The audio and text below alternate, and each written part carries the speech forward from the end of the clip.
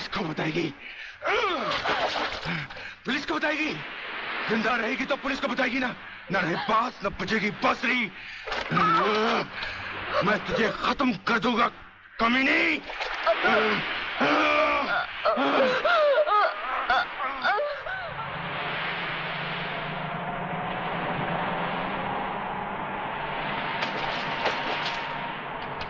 तो पीने का मजा ही नहीं आता। Cheers! अरे क्या हुआ? अबे सामने देख, लड़की की लाश। अरे नहीं यार, ये भी कोई हमारी तरह नशे और मस्ती में चूर लगती है। चलो उसे और पिलाते हैं, अपना भी नया साल सुधर जाए। अबे नया साल सुधारने के बच्चे अगर लफड़े में फंस गए ना तो जिंदगी बिगड़ जाएगी। हमें क्या मालूम वो जिंदा है या मुर्दा? क्यों संजू? कुछ भी हुआ लोग, मगर इंसानियत के नाते उसे देखना हमारा फर्ज है। चलो चलो देखते हैं।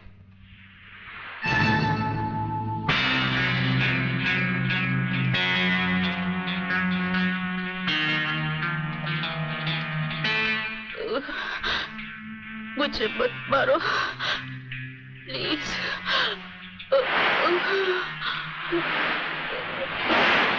भगवान के लिए मुझे मत मारो।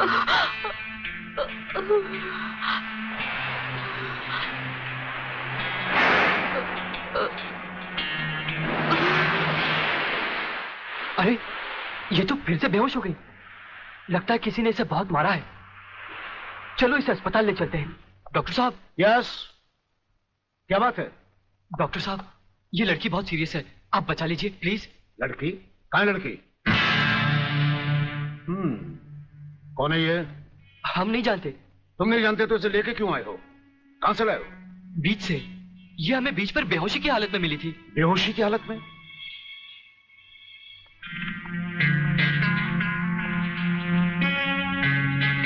इसकी हालत तुम लोगों ने इसके साथ 31st नाइट मना के तो नहीं की है ना? हम लोगों ने? ये क्या कह रहे हैं डॉक्टर साहब? नहीं नहीं, हम लोगों ने ऐसा कुछ नहीं किया। देखा तुम लोगों ने? मैं तुम लोगों को पहले ही कह रहा था। मगर नहीं यार, चुप रह तू, डरता क्यों है?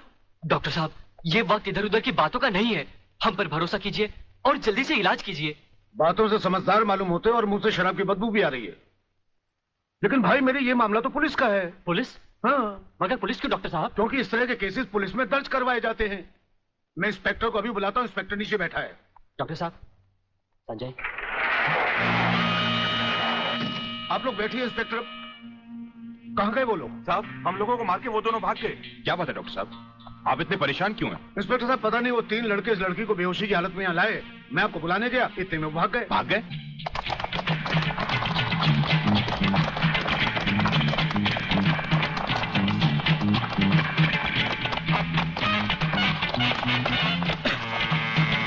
अरे जल्दी कर।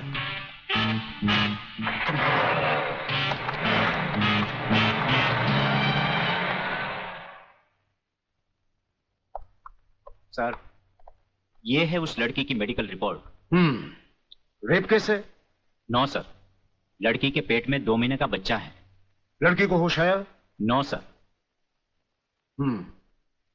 उसका कुछ अता पता? अब तो उसके होश में आने के बाद ही पता लगेगा कि वो कौन है और उसके पेट में बच्चा किसका है। अगल सेब में अगल। अरे अगल सेब में अगल। अरे बेटे, अंग्रेजी को मार गोली और हिंदी में समझा। क्या बात है? काकाश्री, पिताश्री मेरे परलोक सुधारने का प्रबंध कर रहे हैं। अरे तो वो मेरी हत्या कर। तुम जैसी कमीने औलाद को मार डालना ही बेहतर होगा। देखता हूँ आज तुम्हें कौन बचाता है। प्रलयनाथ, तुम बीच में मत बोलो जीवनलाल। इस कमीने ने आज मेरी इज्जत मिट्टी में मिला दी है। मैं इसे जान से मारू। बात क्या है? क्या किया है इसने? ये बात तुम मुझसे पूछो तो अच्छा होगा। अच्छा अच्छा, रुक जाओ, शांति करो। बेटे रसिक, चलो उठो, बताओ क्या बात है? हैं? अंकल मैं। हाँ हाँ बोलो, डरो मत। अंकल मैं एक लड़की से मोहब्बत करते हो, यही ना? हाँ। तुम भी कमाल करते हो प्रलयनाथ। बेटे की मोहब्बत बर्दाश्त नहीं कर पाए, उसे मारने पर तो लाए। अरे मोहब्बत करना तो आजकल के नौजवानों का फैशन है। बात यह नहीं है जीवनलाल, सच तो यह है कि इसकी मोहब्बत के चक्कर में वो लड़की इसके बच्चे की मां बनने वाली। ओहो, तो इसमें कौन सी नई बात है? करवा दो शादी, और अगर लड़की अपने बराबर की नहीं है तो करवा दो एबॉर्शन। मगर जीवनलाल बात यह अरे है। यार, ऐसे मामले में बात कुछ नहीं होती, सीधी सी बात है। अगर वो लड़की नहीं मानती तो पैसे वैसे देकर अपनी जान छुड़वा लो, और अगर फिर भी नहीं मानती तो तुम्हारे लिए किसी की जान लेना कौन सी नई बात है। प्रलयनाथ, तुम तो खामखा उस लड़की के लिए अपने बेटे की जान के पीछे पड़े हो। दरअसल बात यह है जीवनलाल कि वो लड़की तुम्हारी बेटी राधा है।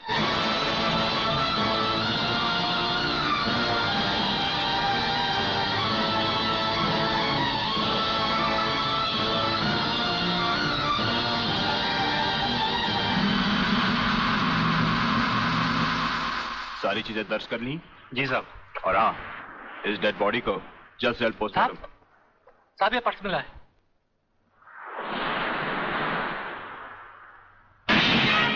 संजय आर चौहान। मेरा पर्स बीच पर या अस्पताल में गिरा है। अगर वो पुलिस को मिल गया तो कहीं हम फंस ना जाए। नहीं यार, अरे जब हम लोगों ने कुछ बुरा किया ही नहीं है तो हम फंस क्यों जाएंगे? अरे मैंने पहले ही कहा था कि इस चक्कर में मत पड़ो, उल्टे फंसेंगे। लेकिन मेरी सुनी किसने थी? मैं कहती हूँ डर डर के कब तक ये बात सबसे छुपाते रहोगे। चलो माँ जी को सब सच बता देते हैं, सब ठीक हो जाएगा।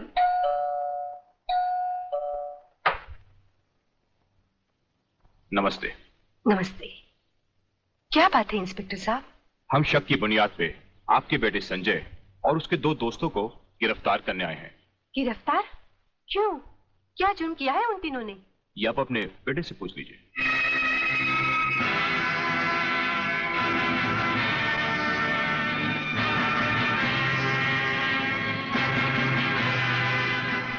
वाह गोटिया वाह, क्या खुशखबरी लाया है।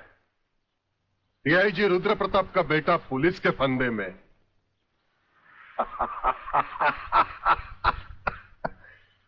बाप ईमानदारी की मौत मर गया, अब बेटा कानून की मौत मरेगा।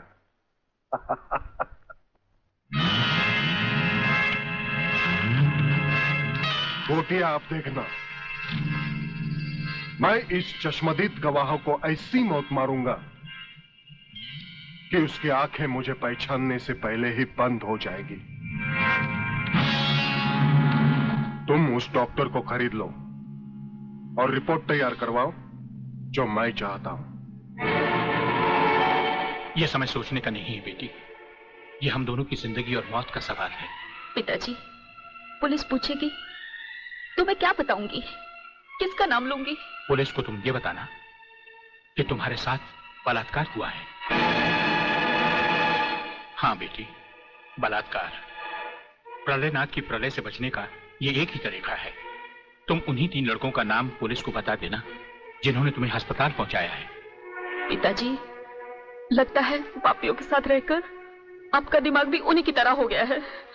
आप ये कह रहे हैं मैं उन लड़कों को फांसी के फंदे तक पहुंचा दूं जिन्होंने मेरी जिंदगी बचाई?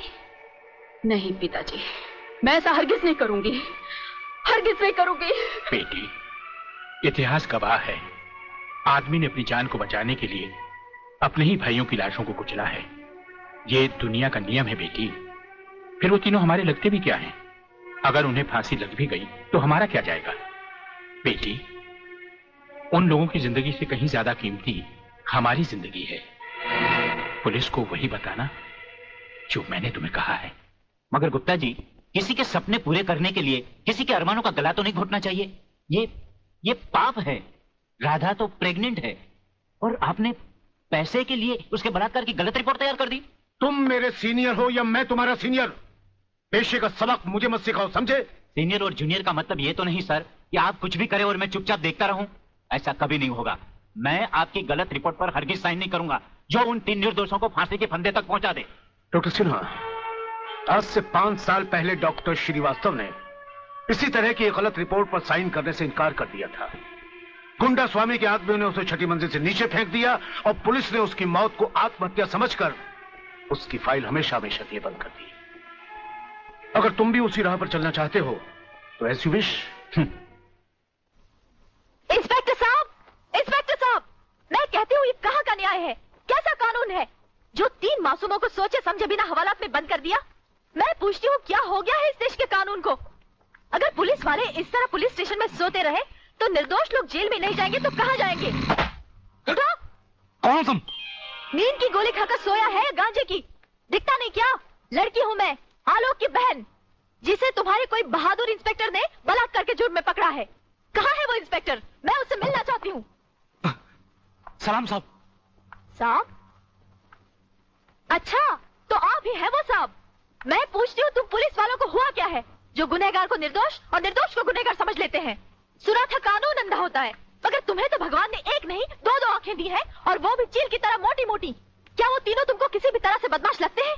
अरे मेरा भाई आलोक, वो तो किसी लड़की से बात करते हुए भी कांपता है। वो किसी पे बलात्कार क्या करेगा? खाक। वागले बेटे, ये तो लाल मिर्च है तीखी तीखी। हाथ लगाओ तो हाथ चले, मुंह लगाओ तो मुंह चले, दिल लगाओ तो दिल चले। ये तेरी बीवी बनने के लायक है। अरे इस तरह घूर घूर के क्या देख रहे हो? पहले कभी लड़की नहीं देखी क्या? लड़कियां तो बहुत देखी, लेकिन तेरे जैसे तीखी पहली बार देखी। क्या तीखी? क्या नाम है तुम्हारा? शांति शांति शांति शांति शांति शांति। वाह, क्या कमाल का नाम रखा है चुन के माँ बाप ने, शांति, जो इस देवी के चेहरे और जुबान से शहद की तरह टपक रही है। हाँ? हंस क्या रहे हो दांत निकाल कर? मुझे अपने भाइयों से मिलना है। हवलदार, मिलने दो इसे। साहब, उन तीनों को अस्पताल ले गए हैं शिनाख्त के लिए। संजय चौहान, आलोक वर्मा और अली खान, यही वो 3 लड़के हैं जो आपको अस्पताल में छोड़कर भाग गए थे। क्या इन्होंने आपके साथ बलात्कार किया?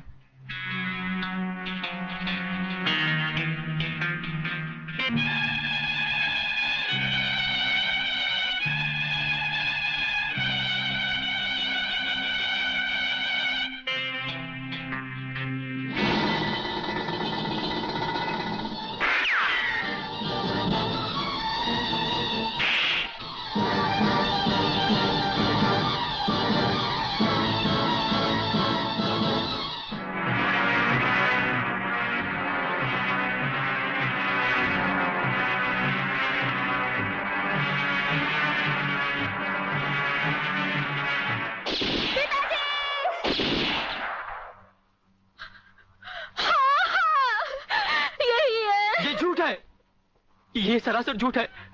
हाँ, हमने कोई बलात्कार नहीं किया। सच कह रहा है मेरा बेटा। इंस्पेक्टर साहब, ये झूठी है ये। तुम लड़की नहीं, लड़के के नाम पर एक कलंक हो। अरे जरा इन मासूम चेहरों को देखो जिन पर तुमने मौत की स्याही पोत दी है। इनकी सहमी हुई आंखों को देखो जिनमें तुमने मौत की दहशत भर दी है। और फिर मेरी आंखों में आंखें डालकर देखो, क्या इन्होंने तुम्हारे साथ बलात्कार किया था? इंस्पेक्टर, कौन है ये औरत? इसे बाहर ले जाओ। हवलदार, पकड़ लो इसको। खबरदार अगर किसी ने भाभी को हाथ लगाया तो।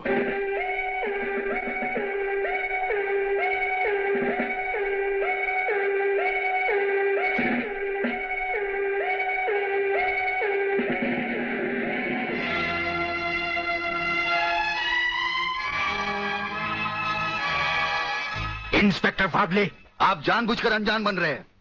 आप अच्छी तरह जानते हैं कि ये डीआईजी रुद्र प्रताप चौहान की पत्नी है। याद है डीआईजी रुद्र प्रताप चौहान, जिनके अंतिम संस्कार पर आपने लंबा चौड़ा भाषण झाड़ दिया था, जो आज भी हम पुलिस डिपार्टमेंट के लिए आदर्श है, उनकी पत्नी है। तो ये भी किसी मामूली आदमी की बेटी नहीं है। ये इस राज्य के मंत्री जीवनलाल टंडेल की बेटी है। और जानते हो इन तीनों ने इसके साथ क्या नर्क किया है? कुछ नहीं किया। ये किसी की साजिश है जिसमें इन तीनों को फंसाया जा रहा है। लेकिन मैं भी दूध का दूध और पानी का पानी करके रहूंगा।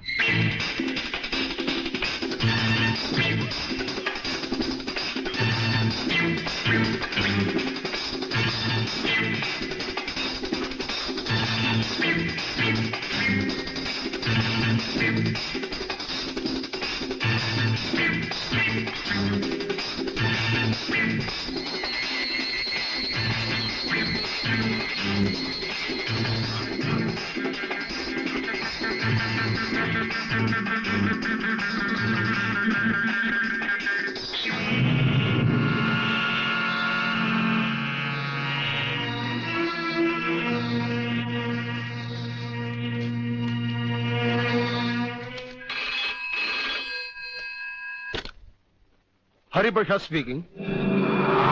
जज साहब, मैं प्रलयनाथ गुंडा स्वामी बोल रहा हूं। Your honour, dancer miss Anita Chaudhary की लाश का समुद्र के उसी किनारे से मिलना और उसी जगह से राधा टंडेल के कपड़े और सैंडलों का मिलना, इंस्पेक्टर वागले को मिली हुई गोली और अनीता चौधरी के पेट से निकली हुई गोलियों का एक ही रिवॉल्वर से चला होना और उस रिवॉल्वर पर किसी और की उंगलियों के निशान होना, यह साबित करता है कि इस केस में किसी और का भी हाथ हो सकता है।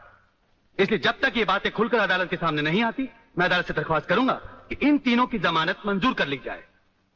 योर ऑनर, मेरे फाजिल दोस्त ने बड़ी आसानी के साथ कह दिया कि इस केस में किसी और का हाथ भी हो सकता है, लेकिन ये बात कहते हुए मेरे फाजिल दोस्त भूल गए कि अनीता चौधरी की लाश के पास संजय चौहान का पर्स भी मिला है। Your honour, miss Radha Tandel जिनके साथ बलात्कार हुआ, उन्होंने अस्पताल में पुलिस इंस्पेक्टर के सामने इन तीनों की शनाख्त की है। योर ऑनर, इसके अलावा डॉक्टर गुप्ता